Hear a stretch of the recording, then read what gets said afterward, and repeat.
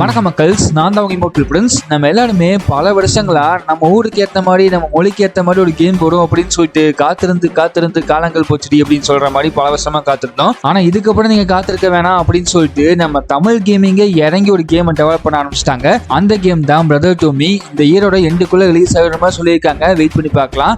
ஆனா அதுக்கு முன்னாடி அந்த கேம்ல பல கேம் இருக்கு. அதுல ஒரு கேமோட கேம் பிளே காமிக்கிறோம் அப்படின்னு சொல்லிட்டு அதை காமிச்சிருந்தாங்க. அந்த ஒரு மினி கேம்ல எந்த மாதிரி விஷயங்களா இருக்கு, நம்ம எந்த விஷயத்தை மிஸ் பண்ணோம் அப்படின்னு சொல்லிட்டு எல்லாமே டீடைலிங்கா பார்க்க போறோம். இப்போ வந்து வீடியோ ஸ்டார்ட் பண்ணதுக்கு முன்னாடி நீங்க நம்ம சேனலை சப்ஸ்கிரைப் பண்ணலீங்கன்னா சப்ஸ்கிரைப் பட்டனை ஒரு அழுத்திருங்க. அதுக்கு ஒரு பெல் ஐக்கான் வரும், அதை கிளிக் பண்ணி ஆல்ல போட்டுக்கோங்க. அப்புறம் நம்ம நிறைய வீடியோஸ் நான் போட்டுக்கிட்டே இருப்பேன், நீங்களும் பார்த்துக்கிட்டே இருக்கலாம். சரி, ஓகே, இப்போ லெட்ஸ் ஸ்டார்ட் தி வீடியோ.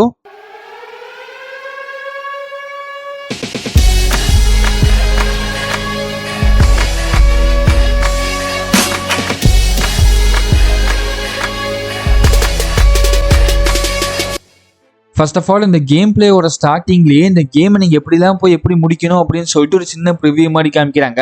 அதுவும் உங்களுக்கு புரியலனா சாமியே வந்து வழிகாட்டும் அப்படின்னு சொல்ற மாதிரி நம்ம டிவி சாமியார் வந்து இல்லை என்ன மாதிரி விஷயங்கள்லாம் இருக்கு அப்படின்னு சொல்றாரு. அதுக்கப்புறம் கேம் ஸ்டார்ட் ஆகுது. நம்ம யூஸ் பண்ண போற வண்டியை காமிக்கிறாங்க.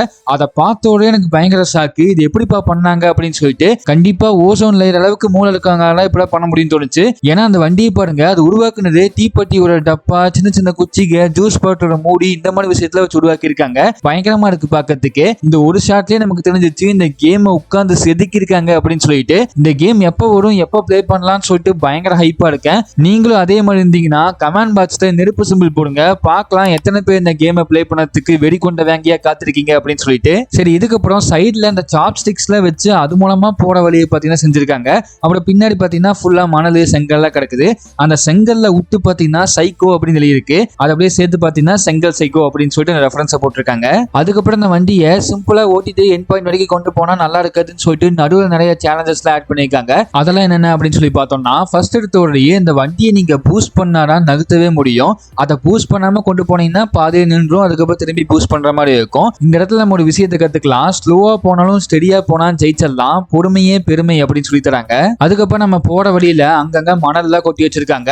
அந்த மணல்ல மாட்டினீங்கன்னா வண்டி வந்து ஸ்லோ ஆயிடும். அதெல்லாம் அங்க மாட்டாம அப்படி பூந்து பூந்து போற மாதிரி இருக்கு. அது மட்டும் இல்லாம சின்ன வயசுல எல்லாருமே அதை பண்ணியிருப்போம். அந்த குட்டி மோட்டர் எடுத்துக்கிட்டு அதுல குச்சியில வச்சு பேட்டரியோட கனெக்ட் பண்ணி அதை சுத்த விடுவோம். சுத்த விட்டுட்டு நானும் ஒரு ஃபேனை உருவாக்கிட்டேன், இதுக்கப்புறம் நான் என்னென்ன உருவாக்க போறேன்னு பாருங்க அப்படின்னு சொல்லிட்டு சவால் விட்டுருப்போம். அந்த ஒரு விஷயத்த பாத்தீங்கன்னா இந்த இடத்துல தரையில வச்சிருக்காங்க.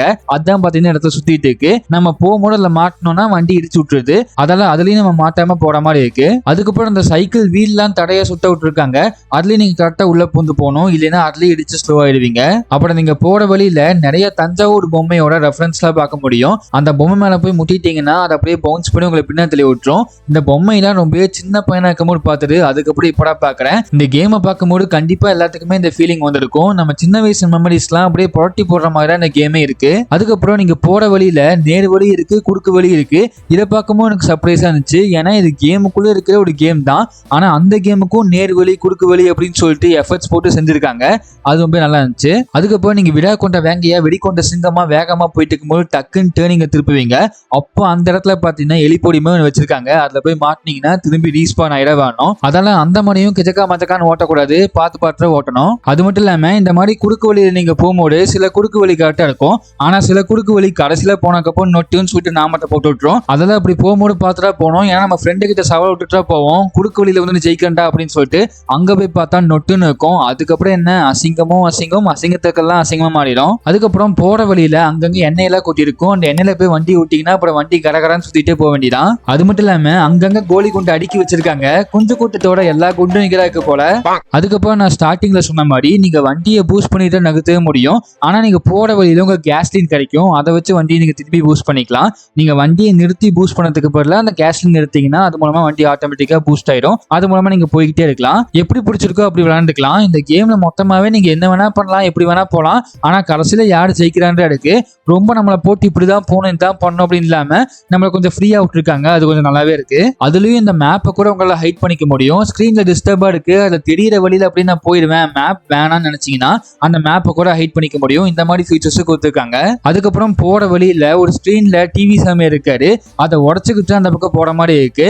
ஆனா அந்த சீனை பார்த்த ஒரு GTA San Andreasல ஒரு சீன் வரும், அந்த சீன் ஞாபகம் வந்துச்சு. உங்க எல்லாத்துக்கும் ஞாபகம் இருக்கான்னு தெரியல. நல்ல வேளை நம்ம டிவி சாமியாரோட மூஞ்சி உடைச்சிட்டு போற மாதிரி இருந்துச்சு, வேற எதையும் உடைச்சிட்டு போற மாதிரி இல்ல.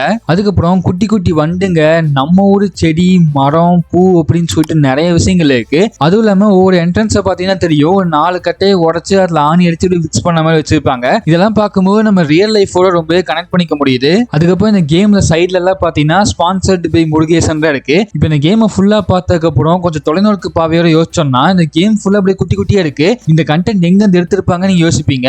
கண்டிப்பா அதுக்கு காரணம் முருகேசன் தான் இருக்கும்னு நினைப்பீங்க. ஆனா அதான் கிடையாது. அதுக்கு காரணம் வேற ஒருத்தர். அவர் பேகுக்காக உயிரியே கொடுப்பாரு. நீங்க நினைக்கிற அதே ஆள் தான். ஆரம்பிக்கலாமுங்க. சரி, ஓகே, இது ஒரு ஃபன்னுக்கிறா சொன்னா யாரும் சீரியஸ் எடுத்துக்க வேணாம். இப்போ வரைக்கும் இந்த கேம் பிளேவை நான் பார்த்து எனக்கு பிடிச்சி எனக்கு தெரிஞ்ச எல்லா விஷயத்தையுமே உங்ககிட்ட ஷேர் பண்ணிட்டேன். நான் ஏதாச்சும் ஷேர் பண்ணாம விட்டுருந்தா அந்த விஷயத்தை கீழே கமெண்ட் பண்ணுங்க, எல்லாருமே தெரிஞ்சுக்கலாம் இந்த மாதிரி விஷயம் இருக்கு அப்படின்னு சொல்லிட்டு. அதுவும் இல்லாம நம்ம சேனலுக்கு அப்படியே சப்ஸ்கிரைப் பண்ணிடுங்க. நம்ம சேனல்ல மற்ற வீடியோ பார்த்தீங்கன்னா இதே மாதிரி தான் ஃபன்னா இருக்கும். சப்ஸ்கிரைப் பண்ணி சப்போர்ட் பண்ணுங்க, அவ்வளவுதான் கேட்டுக்கிறேன். அதுவும் இல்லாம கடைசியா நம்ம தமிழ் கேமிங்க்கு ஒரு தேங்க்யூ தான். ஏன்னா மிகப்பெரிய ஒரு ரிஸ்க் எடுத்து தான் இந்த கேமை பண்றாங்க.